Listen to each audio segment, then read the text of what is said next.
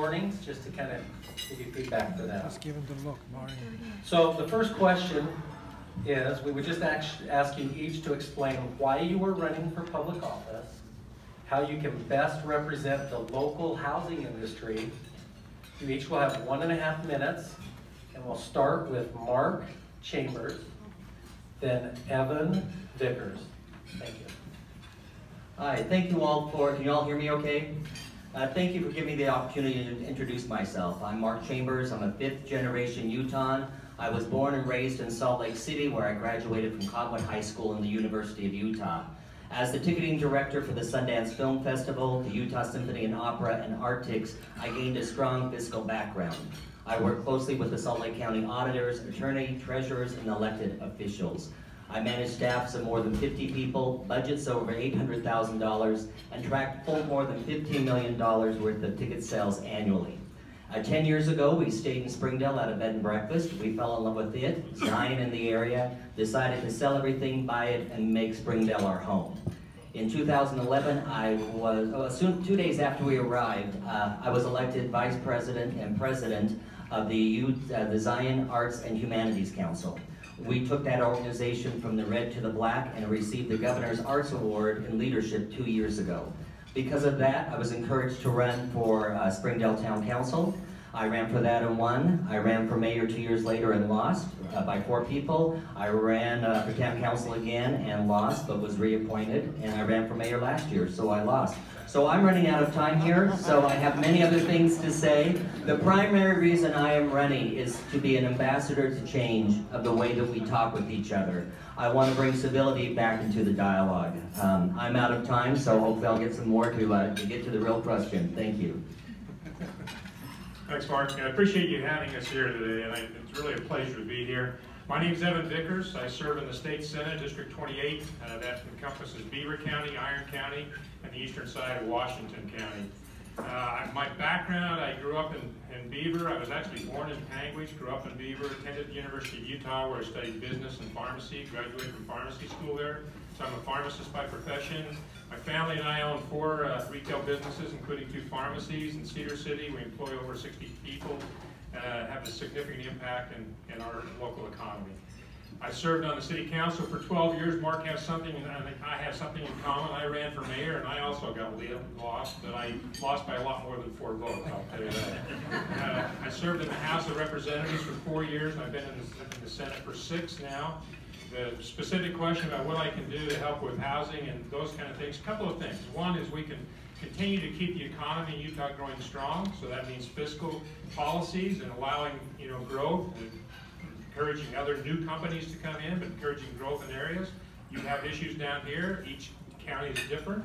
And also in education. I happen to be chair of higher education appropriations and working with the university here, Dixie, as well as the technical college, and trying to find the trained workforce that you just saw in this video.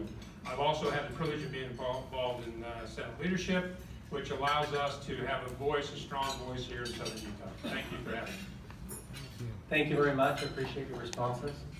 Now we'll have Gil Olmquist and Robert E. Ford respond to the same question. I'll repeat it for you. Please explain why you are running for office and how you can best represent the local housing industry. You each will have 1.5 minutes. Well, it's good to be with you, and I know most of you, and it's fun because not only am I a member of the SUHBA board and enjoy that association, but it's been a long time that I have watched and caught microphones that are rolling out of the corner of my eye. At a possibility about 1982, when my wife and I thought, well, we could move here and make a living. It all started by landscaping, and I'm still landscaping. And I've enjoyed it, and I've come from the time when we used to see one house go up in a neighborhood and you would quickly run over there to see if you could landscape it. Now you can't go into any neighborhood without being mind-boggled about how many opportunities there might be to help finish the yard of a house. And that is exciting to be part of something going forward. We can read stories about communities that are going backwards. And so it's kind of tragic when people have to move away. Granted, I would say over half of you have moved here in the last decade, and you've found a way to work and be part of this community and to give back. I first got my start on the Planning Commission and then moved to the City Council of St. George, and am running for this position to basically make Washington County continue in a sensible, fiscally strong way to move forward and continue what we're doing. It's a positive atmosphere that we can create. Obviously, there's much more to be said about how to do that, and I look forward to your vote in the mail as it's coming. Thanks. Thank you. My name is Robert Ford.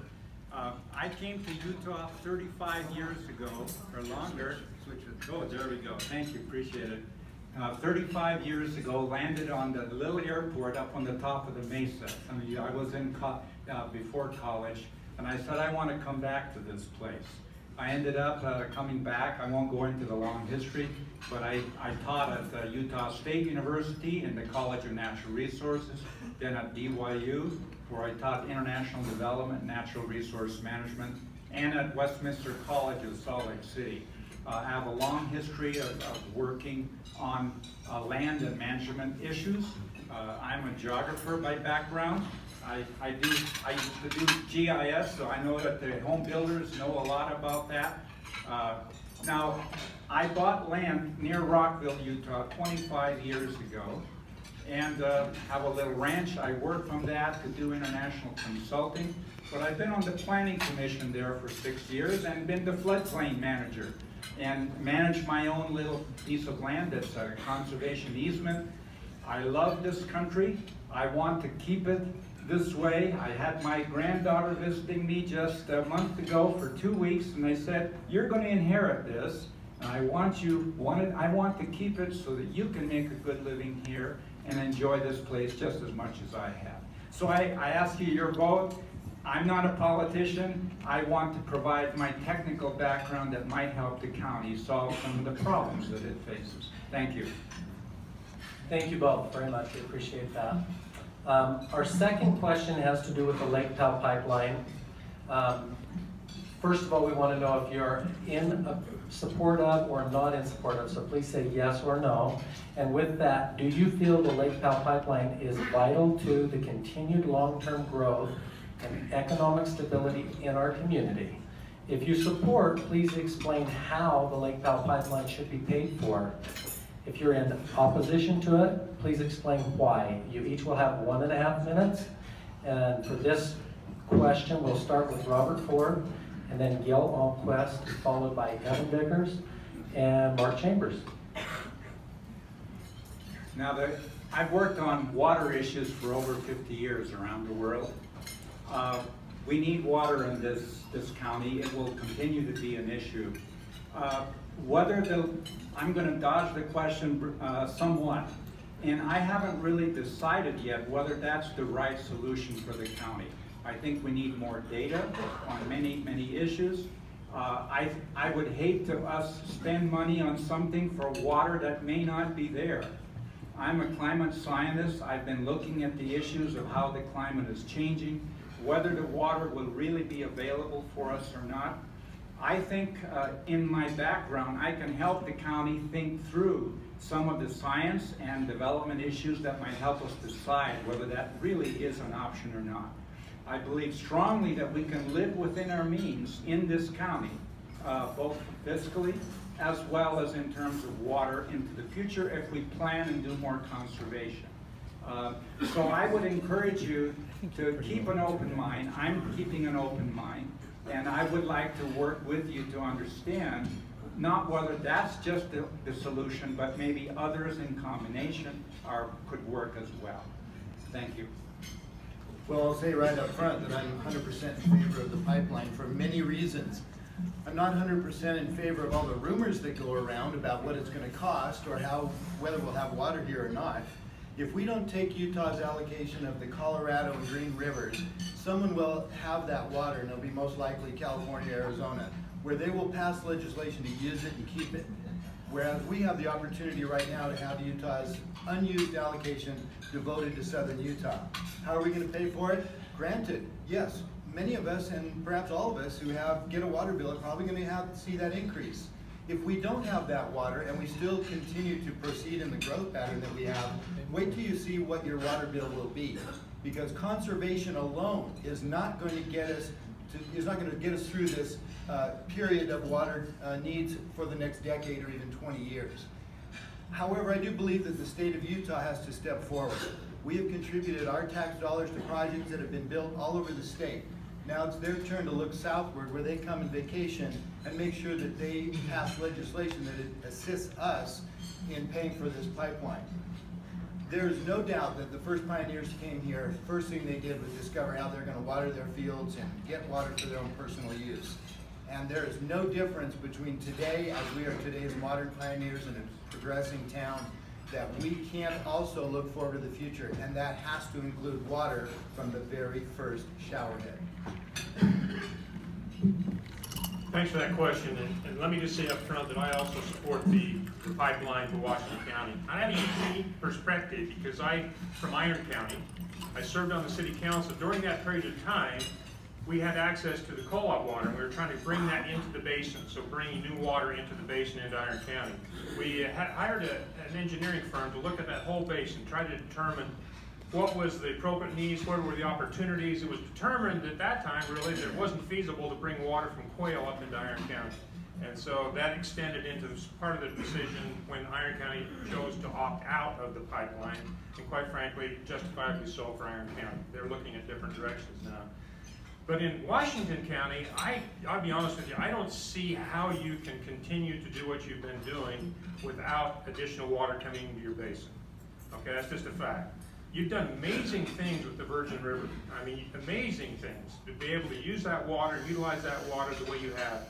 But you're growing and you're going to continue to grow. If you want to keep growing, even at a moderate pace, you're going to have new water coming into the basin. How do you fund it? Well, it's obvious that the state is going to have to be the bank up front, and then the users pay it back later, the citizens of Washington County. How we do that, you may or may not know that we actually have a tool in place under the direction of Senator Stuart Adams, that we have a few $100 million actually in the bank right now that is going toward these big water projects in the state. But the fact of the matter is, that's how it goes. The state funds it, and then the users pay it back at some point. At this point, I'm not in favor of the Lake Powell pipeline. I think there's a lot of questions and concerns. The questions were in the upper pack, so we only get our portion of the water once the lower pack has gotten all of their water, and then we have 28%. The studies say we may not get the water once the pipeline is developed. Costs keep going up as to how much this is really going to cost, and I've heard of impact fees of $17,000 for a new home. As we know, attainable homes for ourselves, for our workers, for our children are getting higher and higher. So I think we need to look at conservation, look at where we really want to have with our planned growth. Can we really accommodate the growth that's projected out 30 and 40 years? In Springdale, we have tiered watering. So if you use a low amount, like a basic homeowner, you pay a certain low amount. If you use a little bit more, the next year you pay a higher amount. And at the third tier, you pay a much higher amount. So our hotels are paying more money for that water, but it helps with conservation. We also can water every other day. So I do believe that there are things that we can do to manage it. But the one thing I have not heard is I have not heard this go out to the citizens of Washington County. Do they want to pay for it? And I think it's important that you all decide whether this is something you want to do or not. With all the questions and concerns, I think we want to hear from the citizens what you want to have happen to the growth and the planning of your community. Thank you again very much for your responses. So the last question is going to be, and we'll give you a little bit of time to follow up with it, but housing affordability is becoming an increasing issue as labor shortages continue. With limited land availability, rising material costs, and regulations like impact fees and housing and how they affect housing cost affordability. Please share with us what can be done to address the housing affordability issue and offer any closing remarks that you may have. We will give each of you 2 minutes to respond. We'll start with State Senate candidates Mark Chambers and then Evan Vickers, followed by County Commission candidates Keel Almquist and Robert Ford. The first part of the question. First part of the question is housing affordability is becoming an increasing issue, and with labor shortages, With limited land availability and rising material costs and regulations like impact fees having all an effect on affordability, please share with us what can be done to address the housing affordability issue. So first of all, I think at the state level we have to do no harm. And one of the things that I'm noticing from Springdale to Cedar City to Bryan Head to Santa Clara are RBOs and Airbnbs. And the state keeps pushing and pushing to make that a decision at the state level. I believe communities and municipalities should be making that decision at your level. It's very hard to find attainable housing. It's very hard to find workers. We cannot find workers in Springdale. We're paying $20 an hour, and I own a bed and breakfast, so I was cleaning bathrooms and making beds before I rushed down here to talk to you all. But this is the point where now I get a chance to do my pitch, to have you vote for me, and now you're going to find out why I'm not a good politician or candidate or campaigner. I'm going to change the tone. The one I didn't get to tell you at the beginning is one of the reasons I'm running is to be an ambassador of change. We need to start talking about politics. We need to start talking about what's important to us. So whether you're a Democrat or a liberal or a conservative or an independent or undecided, please speak up. Please talk about your values, your concerns, your hopes. Talk to your neighbors, your friends, anybody. I was born and raised in Salt Lake City. I was taught it's okay to have a difference of opinion. We value others. And I was taught how to respectfully disagree with somebody. And this is our country for the people, by the people, of the people. If you don't speak, we can't hear. If you don't listen, you can't understand. And we need to work together. We need to make this the great state that it is. And so I ask you to please get involved, please vote, and please speak up respectfully with those who have a difference of opinion so that we can come up with the best solutions for all of us. Thanks, Mark. Here again, thank you for having us. Interesting question. You know, every input is going up. You think about it across the board, whether it be labor, whether it be land, whether it be impact fees, every input is going up and driving housing prices up. Washington County is really being affected that way. The Wasatch Front is really struggling with that. It's not a solution that one entity can fix. Okay, let's face it. The city can't just fix it. The county just can't fix it. The state can't just fix it. The home builders and the realtors can't just fix it. It's going to take a cooperative effort. And on the state level, you know, we need to make sure that there's access for local communities to make those decisions. And let me just correct one thing. Mark mentioned the Airbnbs. Actually, 2 years ago, there was a piece of legislation that would have put that more to a state level, but the legislature chose to leave that at your level, at the local level. So right now, that's where it's at, and it should stay there, quite frankly. But with that in mind, cities need to take a look at their available property, what they can do. Counties need to do the same. The state needs to be a partner in that in trying to move toward a solution. I can't tell you, I don't have the perfect solution, but I do know that it's going to take a cooperative effort. I have tried to be a strong voice for Southern Utah. I represent 3 diverse counties. I come from a rural background, but I also come from a business background. I would ask you that you vote for me to allow me to continue to be a strong voice for Southern Utah. Thank you.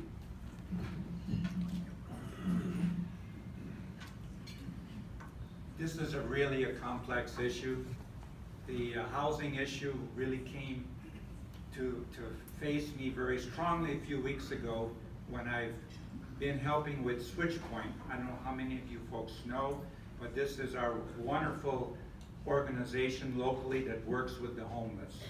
Do we realize that our county is growing very rapidly and being a problem with the homeless? And it's not just affordability, but it's just access to housing. And here we are in a tremendously growing county with a lot of potential. And I agree with you, Mr. Wickers, that this is going to have to be an all-hands-on-deck issue to solve. One of the issues that I think relates to it in terms of trying to find solutions on housing is we need to get a better dialogue, and I agree with you on that, between the county and the communities and the social service organizations to find solutions. I find that, you know, I come from a very small little community, Rockville, that lives in constant threat of changes from Zion National Park and its growth, and the need for workers to go up there. They can't get those good jobs that you talk about because of lack of transportation. So that's one of the issues. A lot of those that are trying to work in the hotels have to commute long distances. So I think we need to work on several different fronts, on transportation, housing subsidies, working with the Home Builders Association to find other alternatives. And I think that particularly important, and this is one that I would like to suggest for the county commissioners to look at. I think we need to move to a 5-member county board that represents different parts of the county. And with that diversity, maybe we will get a better handle on some of these decisions that are currently, I think, is too much determined right at the county. Sorry about that. Thank you. Please vote for me. Thank you, Robert.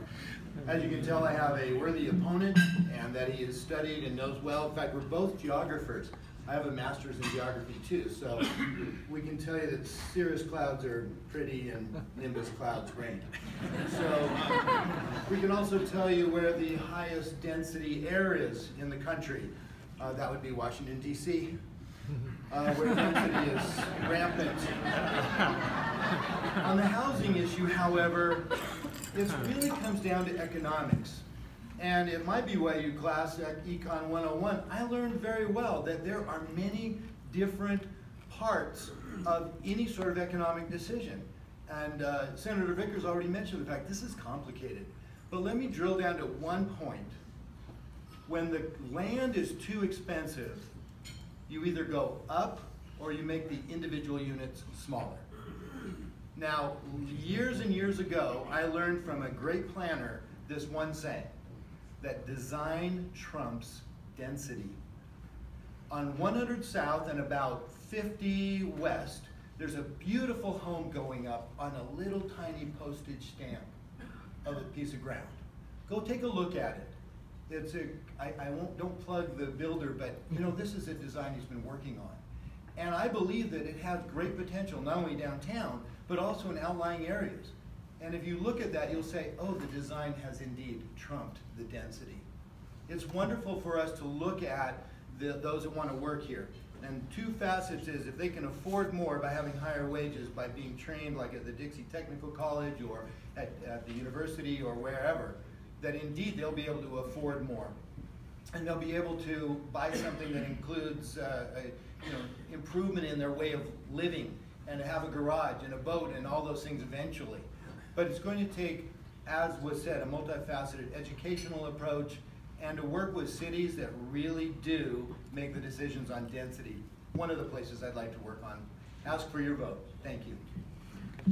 Thank you all very much for being here and participating. Let's give State Senate candidates Mark Chambers and Evan Vickers, and County Commission candidates Gil Almquist and Robert Ford a round of applause. Thank you.